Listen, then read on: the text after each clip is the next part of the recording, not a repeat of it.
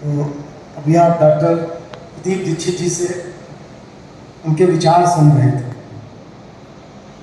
और विद्वानों की विशेषता यही होती है कि वो जो बात बोलते हैं तो हमारे दिलों में भी लगता है कि हाँ हाँ यही सही बात है। वो दिल में भी अपने ये समझते हैं कि हाँ हाँ यही गुण है पंडित जी में। लेकिन हम में और विद्वानों में बस यही अंतर होता है कि विद्वान उसे शब्दों में व्यक्त कर देते हैं और तो ये विद्वानों की खासियत होती है कि वो उसे शब्दों में व्यक्त कर पाते हैं। उनकी शिक्षा, दीक्षा, अनुभव, आशीर्वाद, माँ की कृपा, ये सब उनके ऊपर होता है। तो मैं आप सबसे अनुरोध करता हूँ कि तालियां बजाकर हम लोग उनके प्रति अपने सम्मान के भाव व्यक्त करें, क्योंकि हम सबके मन की बात वाकई बड़े निश्चल व्यक्तित्व के स्वामी हैं पंडित जी। पंडित जी इतने सीधे हैं कि ये समझते भी हैं कि हाँ ये हमसे अपना काम करवा रहा है, लेकिन पंडित जी से ना नहीं निकलता मुंह से।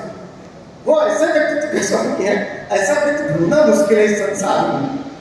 तो मैं बहुत बहुत धन्यवाद हृदय से आपका करता हूँ भैया दीक्षित जी।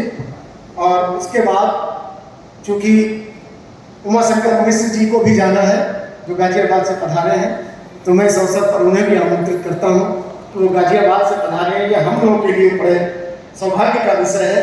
और वो जो भैया ने जैसा बताया, वो जो पत्रिका निकालते हैं यूएसएम, जिसकी बहुत दूर दूर तक पहुँच है, तो वो पत्रिका जैसा कि पंडित जी ने हिंदी के उत्थान के लिए मॉरिशस, है ना, भगवान राम के लिए जो काम किए वो दूर दूर तक फैले, ये पत्रिका भी वैसे ही फैल रही होगी, हमें इसकी जानकारी नहीं है, इसके लिए हम क्षमा प्रार्थी हैं। मैं पूरी विनम्रता के साथ आपको आमंत्रित करता हूँ कि आप इतनी दूर से पधारे, ये हमारे लिए बड़े सौभाग्य की बात है।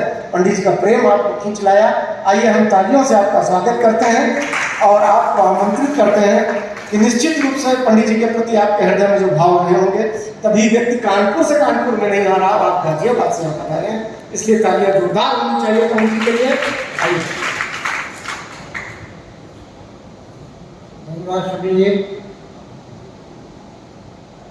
जैसा कि डॉक्टर प्रदीप दीक्षित जी ने आपको अवगत कराया, कानपुर से मेरा बहुत पुराना संबंध है। विशेष रूप से मैं समझता हूँ शायद करीब 30 साल पहले पहली बार मैं मानस संगम के कार्यक्रम में शिवाला में आया था।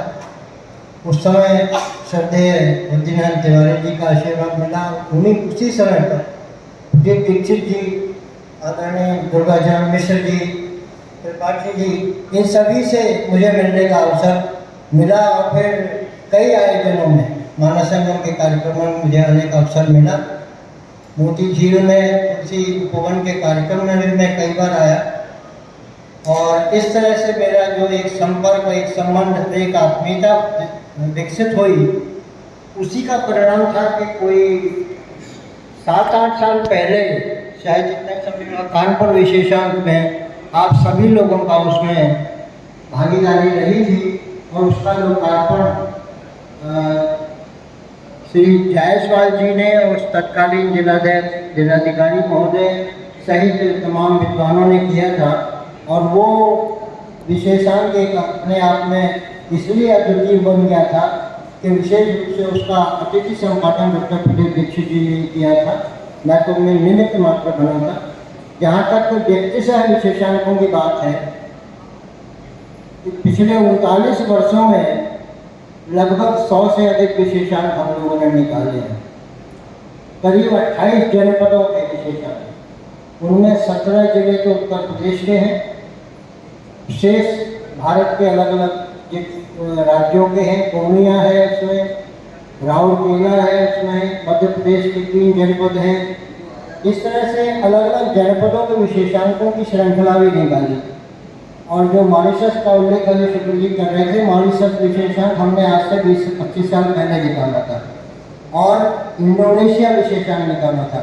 और आपको हैरत होगी कि मैं आज तक न भारत से बाहर कहीं गया नहीं, न मॉरिशस गया न इंडोनेशिया गया। गाजियाबाद में बैठे बैठे ही मुझे ये ईश्वर की कृपा से विशेषांक निकालने का अवसर मिला। और वो विशेषांक अपने आप में इतने अद्वितीय रहे, खास करके मॉरिशस का विशेषांक, जिसकी 400 प्रतियाँ भारत में उस समय के तत्कालीन राजदूत रोहित नारायण सिंह गति जी ने एम्बेसी की ओर से खरीद करके मॉरिशस भिजवाई थी। इसी तरह से इंडोनेशिया विशेषांक का लोकार्पण हमने गाजियाबाद में कराया था और मॉरिशस इंडोनेशिया के राजदूत को वहाँ बुलाया। उन्होंने वहाँ ये कहा था कि ये विशेषांक भारत और इंडोनेशिया के बीच सांस्कृतिक सेतु का कार्य करेगा। तो ये हमारे लिए हमारे मेहनत का प्रतिफल था। जो 39 वर्षों में हमने काम किए, साहित्य की लगभग सभी विधाओं में विशेषांक प्रकाशित किए और इस तरह से आगे भी ये यात्रा चल रही है, जनपदों की चल रही है।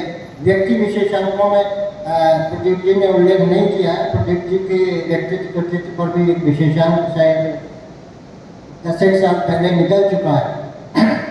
लखनऊ के डॉक्टर कौशलेंद्र पांडे, डॉक्टर प्रेम जन्मेजय और अमेरिका के डॉक्टर नरेश मेहता, इस तरह से बहुत सारे विशेषांक व्यक्ति से निकले और उन विशेषांकों में एक किस्म से एक एनसाइक्लोपीडिया है किसी व्यक्ति के बारे में।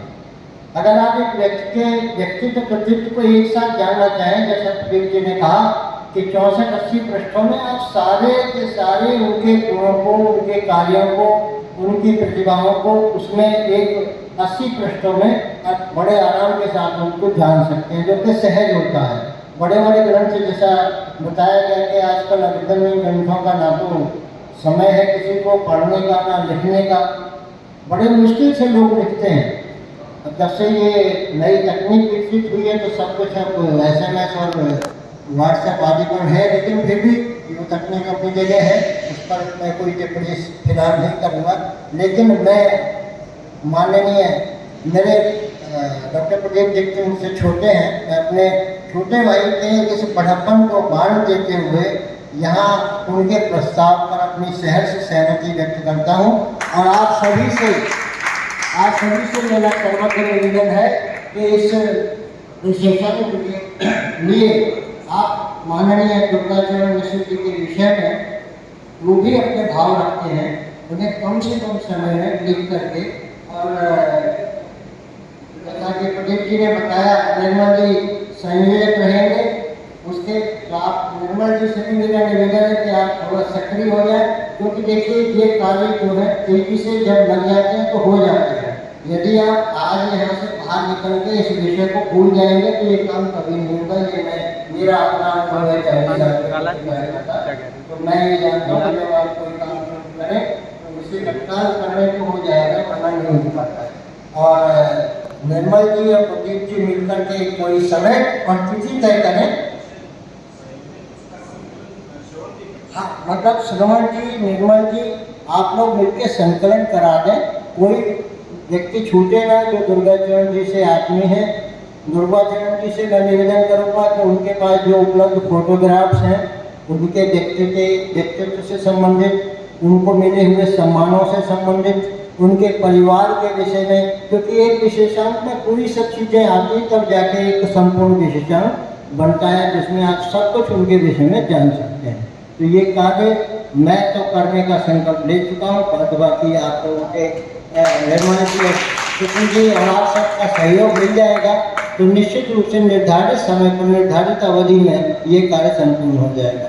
दूसरी बात जो मैं इस अवसर पर कहना चाहता हूँ, आगामी 28-29 अक्टूबर को गाजियाबाद में 31वां अखिल भारतीय हिंदी साहित्य सम्मेलन आयोजित किया जाएगा। 31 वर्षों से हम गाजियाबाद में सम्मेलनों का आयोजन करते हैं। 2 दिन के सम्मेलन में संगोष्ठियाँ, पुस्तक प्रदर्शनी, पत्रिकाओं के लोकार्पण, पुस्तकों के लोकार्पण, काव्य निशा, ये सारे कार्यक्रम होते हैं। और आप में से बहुत सारे लोगों को व्हाट्सएप पर सब जानकारी जयराम जी के पास और सब लोगों तक पहुँचती है। हरिलाल निरंजन जी भी जानते हैं इन सब बातों को, कई कार्यक्रमों में आप आए हैं। तो मैं आप सब लोगों को उस कार्यक्रम में अभी से आमंत्रित कर रहा हूँ। 28-29 अक्टूबर को गाजियाबाद के होने वाले सम्मेलन में आप सभी सादर आमंत्रित हैं। और एक बार फिर से मैं मंच पर उपस्थित अपने समस्त विद्वानों को नमन करते हुए और दुर्गाचरण मिश्र जी को उनके स्वस्थ जीवन की मंगल कामना देता हूँ, ईश्वर से प्रार्थना करता हूँ वो स्वस्थ रहें, सक्रिय रहें, हम सबको अपना आशीर्वाद देते रहें। नमस्कार, जय हिंद।